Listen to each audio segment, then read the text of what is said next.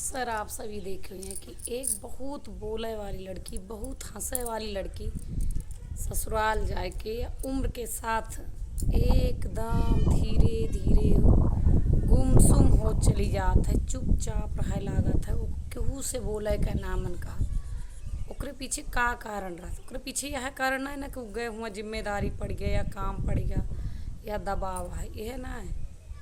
अक्सर आप सभी देखत हुई कि जैसे कोनो लड़की के शादी कई के आइस अपने घरे पहुँची हो और धीरे धीरे घुले मिले लाग, हंसे लाग, बोले लाग, तो जो रिश्तेदार या आस पड़ोसी हो तो का कहिए तोहार मेहरारू बहुत जोर जोर बोलत है, तोहार भप्पा तो बड़ी तेज तेज बोलत है, यही करत है, वो करते ऐसा कर।